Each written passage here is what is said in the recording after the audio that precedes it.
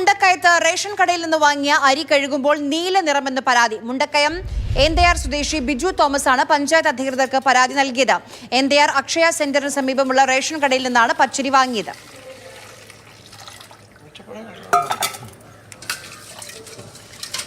ഇന്നലെ മുണ്ടക്കയത്ത് സമീപമുള്ള എന്തയാർ അക്ഷയയ്ക്ക് സമീപമുള്ള റേഷൻ കടയിൽ നിന്ന് മേടിച്ച പച്ചരിയാണിത്.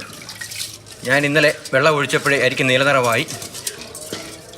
ഈ അരി സൂപ്പർ വൈറ്റിൻ്റെ കളറാകുകയാണ്. വെള്ളത്തിന് കളറായി. ശകല നേരം കഴിയുമ്പോൾ അരിയും കൂടെ ഫുൾ നീലനിറമാവും. ഞാൻ ഇന്നലെ റേഷൻ കടയെ കൊണ്ട കാണിച്ചു. അവരരി മാറിത്തരാമെന്ന് പറഞ്ഞു. പക്ഷേ താല്പര്യമില്ലാത്തതുകൊണ്ട് ഞാൻ വാങ്ങിയില്ല. ഇത് പൊതുജനത്തെ ഒന്ന് കാണിക്കാനും അറിയിക്കാനും വേണ്ടിയാണ് ഞാനിപ്പോൾ ഇങ്ങനൊരു വീഡിയോ ചെയ്യുന്നത്.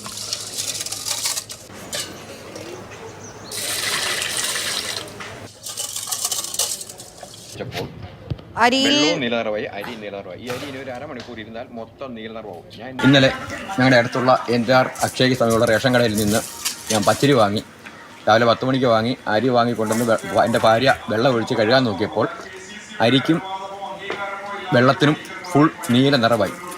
അതങ്ങനെ കൊണ്ട് നമ്മൾ ഉപയോഗിച്ചില്ല. അരി വെള്ളത്തിൽ അവിടെ ഇട്ടിരുന്നു. വൈകിട്ടായപ്പോഴത്തേനും അരി ഫുൾ നീലയായി.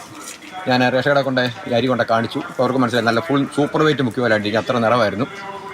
അവിടെ ചെന്നപ്പോൾ അവർ പറഞ്ഞു അരി മാറിത്തരാമെന്ന് പറഞ്ഞു. എന്നാലും എനിക്കതൊന്ന് പ്രതികരിക്കണം തോന്നി, അധികാരികളെ അറിയിക്കണം തോന്നി.